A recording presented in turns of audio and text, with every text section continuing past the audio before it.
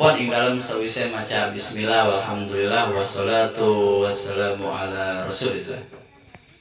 Fayaqulu mangka ngucap az-zalimu sapa wong kang zalim li nafsihi maring awake az-zalim al-mu'tarifu kang mengakui bidan bihi kelawan dosane az-zalim Muhammadun Nawawi nyatane Muhammad Nawawi Al-Jawiyu kang bangsa Jawa Al-Bantaniyu kang bangsa Banten. Subhanallah, kan ini betapa tawaduknya para mu'alif kita. Lihat kalau kita perhatikan redaksi dari kitab ini, Syekh Nawawi menyatakan dirinya adalah orang yang zalim. Az-zalim linafsi, aduh kula teh zaliman sebenarnya isin ya orang ngarang kitab orang teh zalim. Coba seorang Syekh Nawawi kekasih Allah muallif ratusan kitab mengakui bahwa dirinya adalah orang yang zalim. Kita yang nggak ngarang bahkan ngaji juga nggak bisa ngakunya ustad cabul tapi awas lihat luar biasa ketawaduan dari seorang Syekh Nawawi Al-Bantani. Jadi kita lihat ilmu itu bukan untuk disombongin ternyata. Apa yang telah dianugerahkan oleh Allah kepada kita bukan untuk disombongkan kepada orang lain. Bahkan setelah Syekh Nawawi pun mengatakan dirinya adalah az-zalim, orang yang zalim. Maka kan ada satu quotes ya kan, zayyin nafsaka bil maksiat wala tuzayyin nafsaka bit ta'at. Hiasilah dirimu dengan maksiat, jangan hiasi dirimu dengan taat. Apa maksud dari perkataan itu? Ya maksudnya ibadah tapi jangan kalian akui ibadah tersebut. Karena kembalinya kepada Allah. Allah bukan punya ente. Ibadah itu Allah yang nyuruh. Maka datangnya atau kembalinya ya kepada Allah. Allah bukan punya kita. Hakikatnya kan yang menggerakkan kita ibadah juga adalah Allah. Maka hiasilah dirimu dengan maksiat. Jadi ulah sok ngaku-ngaku ibadah aing, karangan aing gitu ta. Karena apa? Kita itu harus menjadi bawah di hadapan Allah. Harus menjadi bawah di hadapan Allah. Sekelas Syekh Nawawi aja tadi mengatakan dia az-zalim. Al-mu'tarifu bizambihi, yang mengakui dosanya. Ya bayang Syekh Nawawi, waduh, kula mah loba dosa. Kita mah akeh dosa, kita mau wong zalim. Jadi Syekh Nawawi harusnya kita malu sebagai orang yang memang secara keilmuan tidak mapan, secara ibadah pun tidak giat-giat amat, tapi mengakui bahwa saya ibadahnya alhamdulillah, saya tahajud nggak pernah putus, duha nggak pernah putus, sholat subuh nggak pernah putus, jamaah terus. Itu jadi omongan. Syekh Nawawi nggak pernah tuh ngomongin begitu. Bahkan dia ngomongnya az-zalim. Saya adalah orang yang zalim. Saya ini orang yang berdosa. Itu qala An-Nawawi. Itu apa yang dikatakan oleh Imam An-Nawawi. Orang mana sih An-Nawawi itu? Al-Jawi. Orang Jawa. Jawanya mana? Kan ada Jawa Tengah, Jawa Barat, Jawa Timur. Al-Bantani. Jawanya adalah Banten. Berarti Jawa Koek, Jawa Kronjo, ya Jawanya pada lah kita. Pada lah kita. Nah makanya ini jadi semacam apa ya? Teguran bagi kita gitu. Kita sebagai orang yang satu kompleks dengan Syekh Nawawi, tapi secara keilmuan satu kompleks dengan orang kafir. Iya gitu. Secara geografis memang rumah kita itu sangat berdekatan sekali dengan tempat lahirnya Syekh Nawawi. Tapi secara keilmuan jauh sekali. Jauh. Boro-boro ngarang kan kita ngajinya aja malas. Seminggu sekali aja susah. Paham kan? Nah itu jadi harus menjadi tolak ukur bagi kita. Oh, saya punya ulama orang Banten namanya Syekh Nawawi mengarang beberapa kitab, bahkan kitabnya itu ada yang didisertasikan di Irak. Kitab Syekh Nawawi itu ada yang didiskusikan oleh mahasiswa-mahasiswa Irak. Nah kita sendiri tidak pernah mendiskusikan kitab-kitab dari ajengan Nawawi. Apa kurang zolimnya gitu? Ya kan? Zolimin gitu. Zolim di atas zolim. Nah, makanya sebagai pelajar nih santri gitu, kita harus membumikan kitab-kitab yang dikarang oleh ulama-ulama kita. Ya kan ada beberapa santri juga yang ikut waktu ziarah rihlah ke Pati.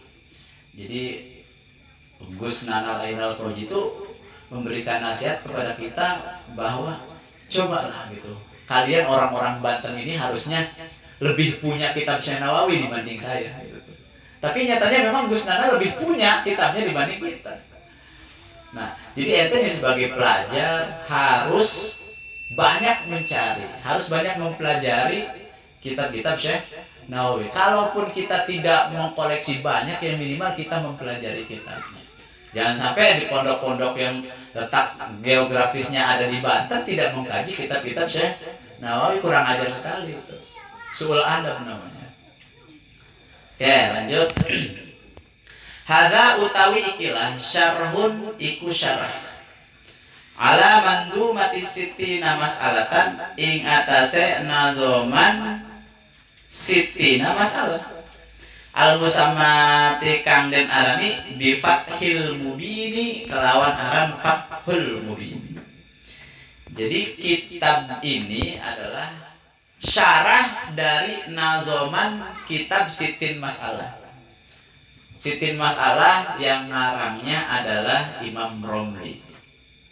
Kemudian dinazomkan kitab Sitin itu dibuat nazoman oleh ulama harroroha kang wis nahriraha ing Fathul Mubin min nushatin sakimatin saking salinan kang ruwet al fakir sapa kang fakir Mustafa ibnu Usman nyatane Ki Mustafa bin Usman al Jawiyu al Qoruti kang bangsa Jawa tur kang bangsa Garut. Nah jadi nazoman Sitin Masalah ini yang mentahrirnya adalah Syekh Mustafa bin Usman dari Jawa Barat, Garut tepatnya. Berarti kan masih ulama kita juga. Memang kalau sitinnya Imam Romli, Timur Tengah. Kemudian dinazomkan oleh Mustafa bin Usman, orang Garut. Dan nazoman sitinnya itu disarahi oleh ajengan Nawawi. Wasama itu lan wis ngarani isun nuhu ing kitab Al-Iqdad Tsamin ing kitab Iqdus Samin. Kemudian kitab syarah nazoman Sitin Masalah itu dinamai oleh Syekh Nawawi namanya Iqdus Samin. Berarti kan malam ini kita mengkaji tentang 3 kitab hakikatnya. Satu kitab Sitin, yang kedua kitab Fathul Mubin, yang ketiga kitab Iqdus Samin. Jadi kita sedang mengkaji pemikiran-pemikiran 3 ulama. Pertama ulama Timur Tengah yaitu Imam Romli, yang kedua adalah ulama dari Garut yaitu Syekh Mustafa bin Usman, yang ketiga adalah ulama dari Banten tepatnya di Tenara daerah kita yaitu Syekh Nawawi. Luar biasa berarti ini kitab. Makanya kalau bisa harus punya kitabnya. Di mana belinya mungkin agak susah ya kita membeli kitab ini di daerah-daerah kita karena cetakannya juga di sini adanya di Pati, belum beredar banyak di daerah sini. Ya mungkin kalau untuk para jamaah yang ingin membeli bisa dikolektif, nanti dikasih ke Mang Manta, nanti bisa kita pesan via online ke Gus Nanalnya langsung. Karena di antara saya dan Mang Opan itu punya kontak Gusnananya langsung. Oke, terus ja'alallahu mugabungan ngadadiaken hu ing kitab Allahu sapa Allah nafian ingkang manfaat lil mubtadiina maring wong kang ngawiti ngaji kabeh. Amin. Nah, mudah-mudahan Allah menjadikan kitab ini bermanfaat bagi orang-orang yang menuntut ilmu. Tadi seharusnya kitab ini diaji untuk anak-anak SMP, anak-anak SD, SMA. Ternyata yang ngajinya bapak-bapak. Sepuh, udah jenggotan, ya kan? Iya, udah kelasnya semua. Seharusnya bukan ngaji kitab ini. Kalau seukuran bapak-bapak itu ngajinya kitabnya sudah Fathul Mu'in, Fathul Wahab, Iqna, I'anatul Talibin. Ngajinya besar. Tapi nggak apa-apa, nggak masalah. Karena memang cuman tua di umur. Bukan ngeledek Pak, ini ngehina sedikit lah gitu. Jangan itu aja. Mohon maaf kalau tersinggung. Bismillahirrahmanirrahim. Ngawiti sun kalau nyebut asma Allah Ar-Rahmani sifat Allah kang murah ing dalam dunia wal akhirah, Ar-Rahimi tur kang mulasasi ing dalam akhirat balaka. Badaa ngawiti an-nadimu sapa wong kang nganazam bil basmalati kelawan bismillah li anna asmaullahi karena setuhune asma Allah taala ya terudu iku ngusir ya asma Allah asyaitona ing setan. Wa yadurru lan ngakehaken ya asma Allah al barokata ing berkah. Nah, jadi kenapa sih ajengan musannif memulai kitabnya dengan bismillah? Karena asma Allah itu potensili ya terudu syaiton, mengusir setan. Mengusir setan. Padahal ketika ada orang yang kesurupan kita bacain bismillah ya pergi. Tapi kok nggak pergi-pergi? Bismillah kita kan terkontaminasi oleh hal-hal duniawi. Sehingga nggak hilang-hilang setannya, malah keasikan. Oh ya terus bismillahin, diasinin kalau bisa sampai sequran. Malah betah setannya. Nah ini potensi bismillah. Asma Allah itu bisa mengusir setan. Jadi cukup ku bismillah wungkul, gitu setan. Ini. Tapi kenapa nggak pergi-pergi gitu dari kita? Ya karena memang pengucapan bismillah kita yang kurang murni. Maka murnikan diri kita, murnikan hati kita ketika hendak beribadah kepada Allah, ketika hendak mengatakan bismillahirrahmanirrahim. Karena luar biasa, selain bisa mengusir setan, asma Allah itu wa yadurul barokah, bisa melipat gandakan keberkahan. Jadi mun nanaon bae maca bismillah insyaallah nambah keberkahan. Dek ngaji baca bismillah, beres ngaji balik ke imah baca bismillah, berkah insyaallah. Bukan saya yang mengatakan, siapa yang mengatakan? Musannif. Makanya kenapa dia menulis kitab ini diawali dengan bismillah? Karena potensili satu bisa mengusir setan dengan bismillah, yang kedua bisa melipat gandakan barokah. Kalau sudah berkah itu luar biasa, Pak. Apa sih berkah itu? Ziyadatun fil khair ala ma sabata fil khair. Itu berkah. Jadi yang bagus bertambah bagus berkah. Orang boga gaji 1 juta, bisa sedekah 100.000. Disebut berkah. Jadi ketika kita dapat 10 juta, sedekahnya jadi lebih gede, pasti kita pengennya gitu. Ketika kita punya gaji 1 juta aja sedekahnya 100.000, ketika digaji 10 juta, maka sedekahnya itu pasti lebih gede daripada ketika kita punya uang 1 juta. Tapi realitanya semakin besar semakin pelit. Nah, berarti tandanya menandakan itu tidak berkah. Karena berkah itu ziyadatun fil khair ala ma sabata fil khair. Jadi bertambah satu kebaikan atas kebaikan yang sudah ada. Nah, itu berkah. Jadi kalau misalkan kita nih setelah ngaji ini ibadahnya nambah giat, itu berarti ngajinya berkah. Nah, bila setelah kita ngaji ibadahnya nambah malas, berarti hati-hati. Coba lurusin niatnya. Jangan-jangan nggak berkah. Sebab tadi berkah itu adalah ziyadatun fil khair ala ma sabata fil khair. Jadi yang menambahkan hal yang baik terhadap sesuatu yang sudah baik. Urang penting ieu ngaji. Kek subuhna jamaah. Eta geus berkah eta ngaji urang. Luar biasa. Nah eta berkah. Terus walima ruya lan karena hadis ruya kang den riwayataken ani Ibnu Abbasin saking Ibni Abbas. Dan juga kenapa ajengan musonif menaruh bismillah dalam karangannya? Karena tolak ukurnya adalah hadis yang diriwayatkan oleh Ibnu Abbas, bahwa Ibnu Abbas annahu qala setuhune Ibnu Abbas qala iku ngucap ya Ibnu Abbas ngucap ing lapat sami'tu Rasulullah sallallahu alaihi wasallam yaqulu wis ngarung isun Rasulullah yaqulu hale ngucap ya Rasulullah ngucap ing lapat idza qala al-muallimu tatkala ngucap sapa guru lis-sabiyyi maring bocah cilik ngucap inglapan kul ngucap sira bocah cilik bismillahirrahmanirrahim ing bismillahirrahmanirrahim kataballahu mangka nulis Allah sapa Allah bara'atan ing kebebasan lis-sabiyyi maring bocah cilik wa bara'atan lan kebebasan li abawaihi maring wong tuwarone sobi wa bara'atan lan kebebasan li muallimi maring guru minan nari saking neraka.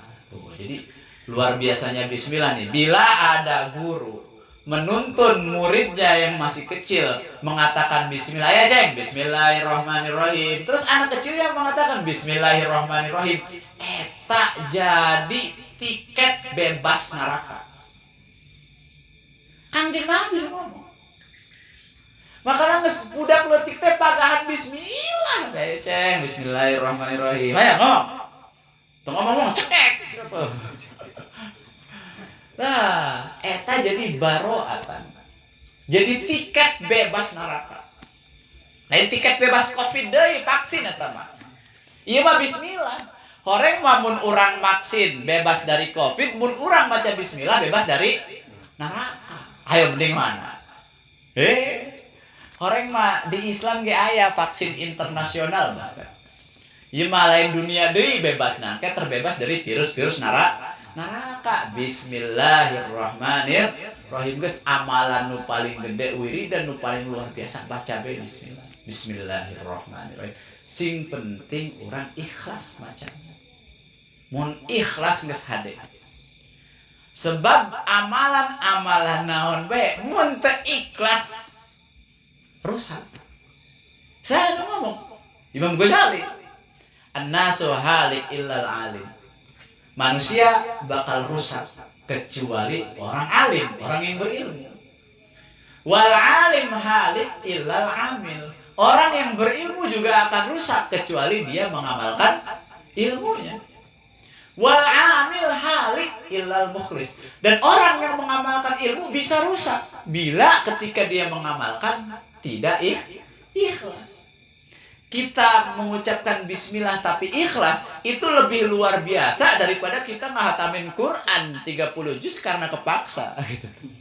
Poinnya itu.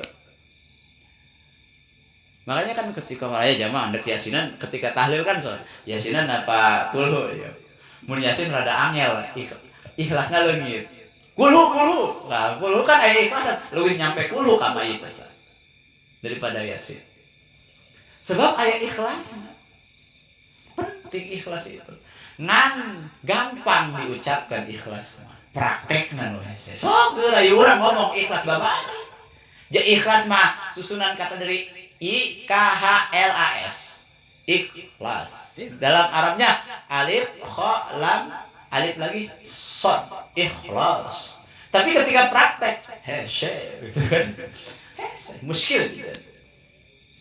Tapi belajar ngaji terus konsisten mun urang ngaji insya Allah ke ku Gusti Allah dibere rasa ikhlas. Kajian pertama mah ngaji gara-gara dicari kanan pemajikan aja. Nu kedua gara-gara di uber rentenir aja. Nu katilu kebal-kebal mah aing bosen ngaji ieu niatna teh bener-bener ikhlas akhirna. Tah, jadi terus bae terus. Makanya kudu konsisten ngajina. Minggu kemarin mah rada loba ya. Gitu. Kuari mah rada sepi gitu. Jadi konsisten. Jadi konsisten kita insya Allah bakal mendatangkan karomah, bakal mendatangkan keikhlasan. Makanya kan al-istiqomah khairun min alfil karomah. Istiqomah itu lebih bagus daripada 1000 karomah. Jeung naon orang misalkan bisa narik benda-benda gaib gitu tuh. Aing ngajinan teh istiqomah. Mendingan orang ngaji Iqdu Samin tapi unggal minggu terus beda datang ka tamat. Eta leuwih luar biasa di harapan Allah. Makanya sing istiqomah. Nah, jadi poinnya ketika seorang guru mengajarkan kepada anak membaca bismillah, lalu anaknya membaca bismillah, maka itu jadi kebebasan dari neraka bagi si anaknya, bagi ketua orang tuanya, dan juga bagi gurunya. Itu yang disebut al ilmu yumtafa'u bihi, ilmu yang bermanfaat. Jadi geus pokona nu magahan ngaji ikhlas geus surga. Nu ngaji ikhlas geus surga pasti. Pasti itu. Jaminan nanti saat kami jeung Nabi ya. Tapi bisa ikhlas nah eta poe itu. Geus renungkeun ke mantas ngaji di imah sabar gising gitu. Renung urang. Aing can bisa ikhlas gitu. Biasanya perenungan teh aya pas ngising biasanya mah. Tawanya. Jadi pinterkan anak orang, ngertikan anak orang, keluarga orang dengan agama. Sebab nu bakal nulungan orang agama.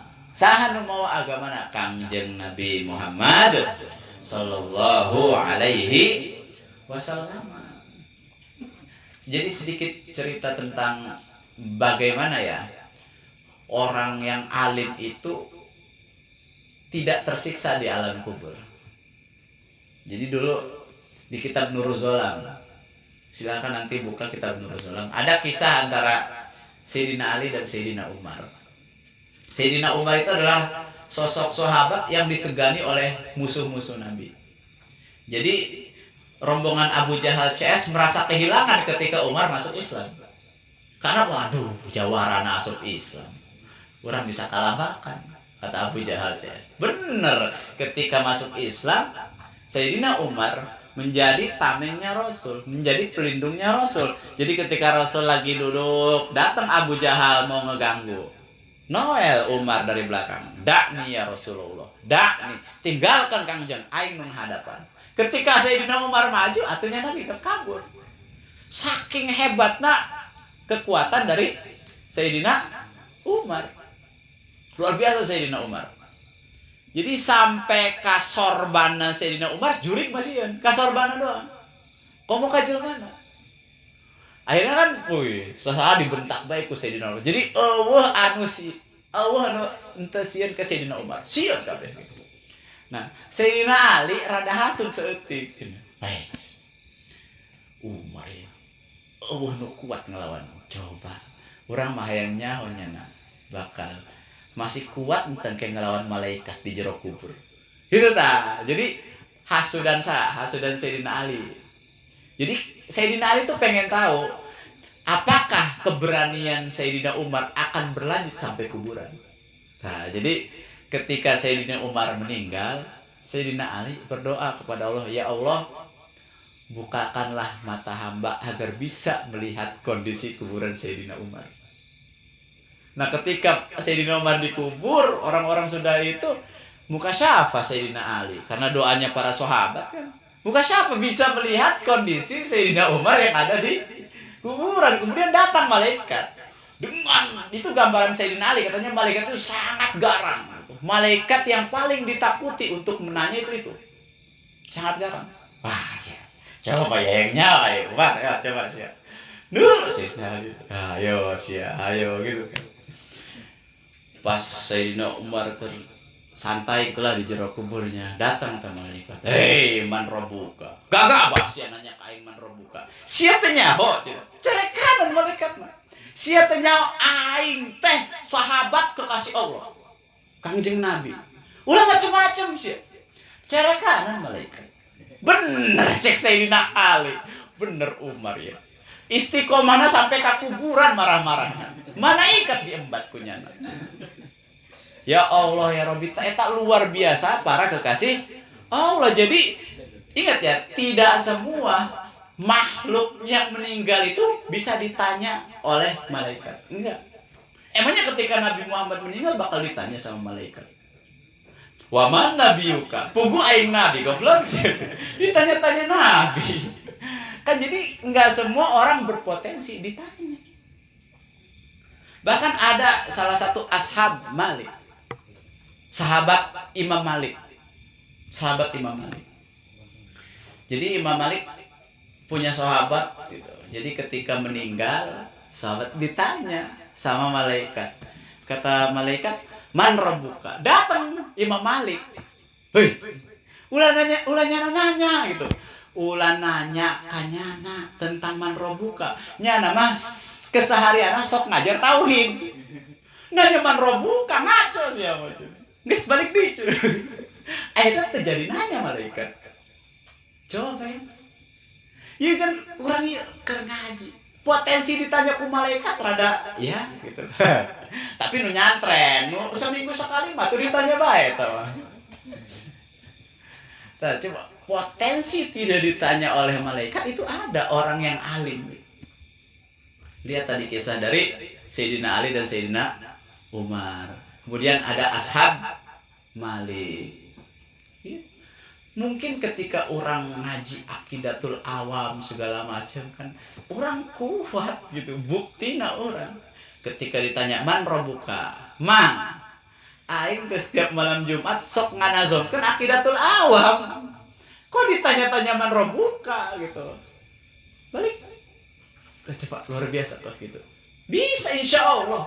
Tadi poinnya orang ikhlas ngajina. Sebab amalan nu bakal hadir ketika di kuburan teh ya, amalan-amalan anu dilakukan secara ikhlas. Jadi belajar tentang ikhlas. Asa bae belajar. Mun misalkan di kitab ya hanya teori. Memang harus ada pembimbing, guru yang mampu mengantarkan kita mengerjakan pekerjaan dengan ikhlas. Masih banyak lagi lah cerita tentang orang-orang soleh yang seperti itu kan. Bahkan karomah Syekh Abdul Qadir Jailani kan sudah termaktub dalam manakibnya kan, ketika ada pengikut dari Syekh Abdul Qadir Jailani meninggal, kemudian ditanya oleh malaikat, man rabbuka? Karena dia itu seringnya nyebutinnya Syekh Abdul Qadir. Ketika ditanya man rabbuka, Abdul Qadir. Hei, ngaco siapa? Wa man nabiyuka? Abdul Qadir. Wa ma kitabuka? Abdul Qadir. Abdul Qadir, Abdul Qadir. Akhirnya sih kurang aja Abdul Qadir, siksa gua ini. Pas dek di bodem eta jelema ta. Datang si Abdul Qadir. Naonan sia. Nah, dek nyiksa pengikut kaula. Mun pengikut kaula jore, ulah dulu pengikut urang. Ieu dulu urang Abdul Qadir. Mun nyana tilak salat dulu urang. Mun nyana bodoh dulu urang. Mun ente nyiksa nyana, berarti sarwabe ente kos nyiksa aing. Cek si Abdul Qadir. Weh, teu bisa kitu. Sesuai SOP, prosedur tugas saya adalah menyiksa umat, menyiksa kaum yang memang amaliyahnya jelek. Akhirnya laporan malaikat balik ke kalangnya. Aduh, Gusti ribet ya perkara ya. Ribet kunaon sia cenah. Eta jelema ditanya man rabbuka Abdul Qadir, wa man nabiyuka Abdul Qadir, wa ma kitabuka Abdul Qadir. Siksa cek Allah. Siksa turun ta. Ku Gusti Allah. Aing geus menang legal standing ya ku Gusti Allah. Tita nyiksa ieu, sura intervensi Abdul Qadir. Teu bisa. Teu bisa. Aing hayangna pengikut aing ulah disiksa. Bejakan ke Allah. Mun teu surga bakal ditutup ku aing supaya eueuh masuk ke surga. Neraka ditutup ku aing supaya eueuh masuk ke neraka. Ayeuna kumaha? Akhirnya laporan di malaikat bulak-balik bae ta malaikat. Laporan di pas laporan geus teberes lawan Abdul Qadir mah teberes. Coba ya keur makana orang silsilah ka Tuan Syekh Abdul Qadir Jailani tah insyaallah sugan orang bisa ditulungan ku Tuan Syekh. Nah eta potensi orang mengenalkan diri kepada para ulama bisa memberikan pertolongan kelak nanti ketika di yaumil kiamah. Alhamdulillah. Qala nazimu wis ngucap Ki Nazim Badatu bihamdillahi rabbil bariyati ala ni'matil islami a'dhami ni'mati usalliman ala sayyidil anami turran syafi'ina rushibil ghamamati wa alin wa ashabin wa tumbaihim bidi nihakin ila qaribi yaumil qiyamati wa ba'du fa inni nadhimun li qasidatin tafuku uqudan durri fi ulwi rutbati. Allahu a'lam bis